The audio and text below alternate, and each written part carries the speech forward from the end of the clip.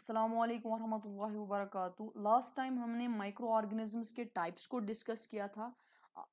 यानी 4 types of micro organisms हमने discuss किया था और वायरस तक हम पहुंच गए थे। उसके बाद हमें फूड प्रिजर्वेशन जो है डिस्कस करना था, वो आज हम डिस्कस करेंगे फूड प्रिजर्वेशन।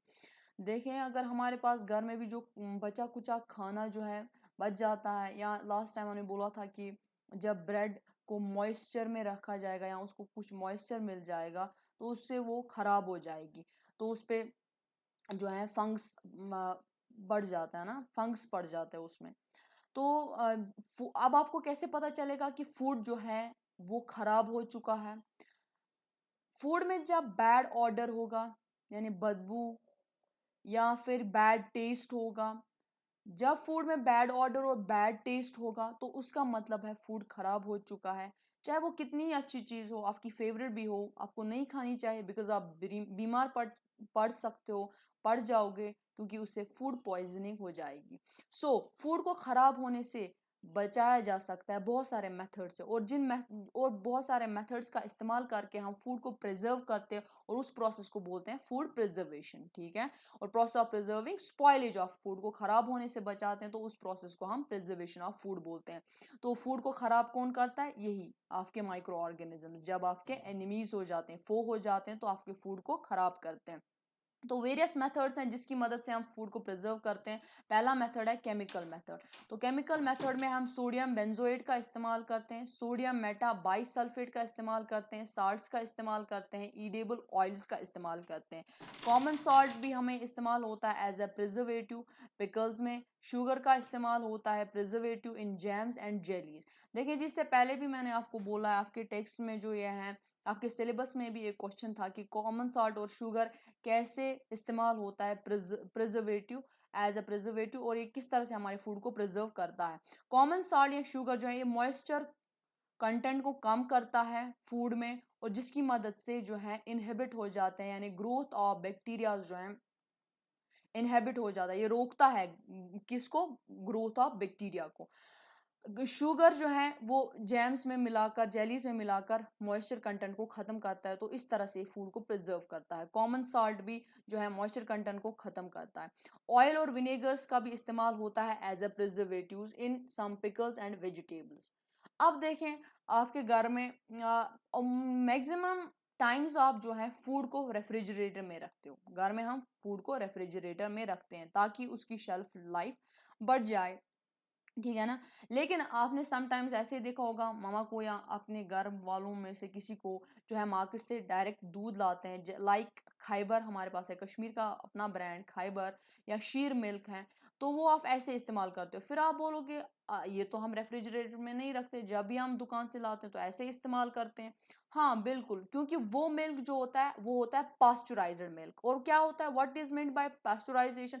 जब जब मिल्क को 70 डिग्री पे 15 या 30 सेकेंड्स तक बॉईल किया जाए और उसके बाद उसको चिल स्टोर किया जाए, तो उस प्रोसेस को हम पास्चुराइजेशन बोलते हैं। और इस तरह से जो है आप 2-3 दिन तक जो है उस मिल्क का इस्तेमाल कर सकते हैं विदाउट यूजिंग रेफ्रिजरेटर। ठीक है। उसके बाद स्टोरेज और पैकिंग का इस्तेमाल करते हो। जैसे आपके घर में आप एयर टाइट कंटेनर्स में फूड रखते हो, या कोई भी आपके पास जो है दाल अगर बची हुई हो जो आप खाते हो, तो उसको भी आप जो है किसी पैकड यानी पॉलिथीन पैक्स में रखते हो, या फिर एयर टाइट कंटेनर्स में रखते हो, ताकि वो मॉइस्चर से बच जाए। अगर वो मॉइस्चर से बच जाएंगे, यकीनन वो बैक्टीरियल अटैक से भी बच जाएंगे। तो स्टोरेज और पैकिंग कैसे करते हैं हम? एयर टाइट कंटेनर, जैसे यहाँ पे ड्राई फ्रूट जो है वो हम पैकड रखते हैं, सो दैट उसमें मॉइस्चर ना हो।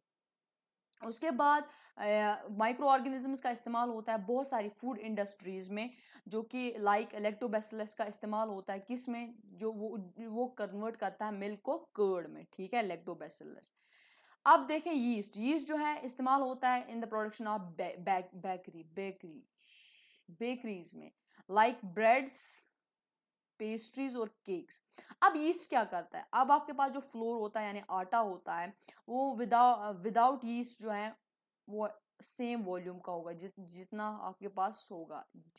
मान लीजिए आपने एक बॉल में इतना जो है फ्लोर रखा है, तो वो उतना ही होगा। लेकिन जब आप इसमें यीस्ट ऐड करते हो, यीस्ट जो है वो डिवाइड होता है because it is a bacteria. तो फिर ये जो है इसमें और गैस जो है बन जाती है, कार्बन डाइऑक्साइड जो है वो जमा हो जाती है इस डो में, तो इसका वॉल्यूम जो है इंक्रीज हो जाता है। इसीलिए यीस्ट से आप देखोगे कि फ्लोर, अगर आप थोड़ा सा भी यीस्ट मिलाते हो फ्लोर में तो दूसरे दिन उसका जो वॉल्यूम है वो बढ़ चुका होता है। तो इस तरह से ये पेस्ट्रीज में इस्तेमाल किया जाता है। So to soften the flour and to increase the volume of it. अब देखें बेवरेज इंडस्ट्रीज में भी माइक्रो ऑर्गेनिजम्स का इस्तेमाल होता है। ईस्ट का इस्तेमाल होता है अल्कोहल बनाने में, वाइन बनाने में, विनेगर बनाने में। ठीक है, शराब, वाइन और विनेगर यानी सिरका बनाने में इस्तेमाल होता है इसका। ईस्ट जो है, ईस्ट जब कन्वर्ट करेगा शुगर इनटू अल्कोहल, उस प्रोसेस को हम बोलेंगे फर्मेंटेशन। और इस फर्मेंटेशन को डिस्कवर करने वाले थे ये भाई साहब लुईस पास्चर। ठीक है, इन्होंने डिस्कवर किया था फर्मेंटेशन को। क्या होती है फर्मेंटेशन? जब शुगर को कन्वर्ट किया जाए अल्कोहल में। ठीक है, अब मेडिसिन में भी माइक्रो ऑर्गेनिजम्स का इस्तेमाल होता है। मेडिसिन में कैसे इस्तेमाल होता है? टू किल और to stop the growth of disease causing microorganisms. उसके लिए हम कुछ दवाइयों का इस्तेमाल करते हैं या बनाते हैं कुछ दवाएं जिनको बोलते हैं एंटीबायोटिक्स। ठीक है, एंटीबायोटिक्स कैसे बनाते हैं? With the help of bacteria and fungus. Antibiotics जो अमूमन मार्केट में अवेलेबल है या इस्तेमाल होती हैं, that streptomycin, tetracycline and erythromycin. ठीक है, पहला एंटीबायोटिक जो है वो पेनिसिलिन था, that was discovered by Alexander Fleming. ये रहे वो अलेक्जेंडर फ्लेमिंग भाई साहब। ठीक है, अब जो ये है इन्होंने क्या किया, एक्सपेरिमेंट कर रहे थे बैक्टीरिया, डिजीज काजिंग बैक्टीरियाज पे। फिर जब जो इनकी डिश थी जिस पे ये एक्सपेरिमेंट कर रहे थे उस पे कुछ ग्रीन कलर का मोल्ड चढ़ा था, और जो ये ग्रीन कलर का मोल्ड था ये बैक्टीरिया की ग्रोथ को रोक रहा था, या कि बैक्टीरिया को मार रहा था।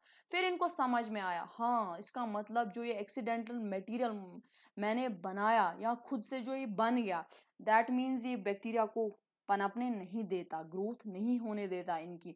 तो इसने उनका उसका नाम रख दिया पेंसिलिन। तो पेंसिलिन इस तरह से एक्सीडेंटली फॉर्मेशन में आ गया था, एक्सीडेंटली बन गया था। किससे? अलेक्जेंडर फ्लेमिंग से।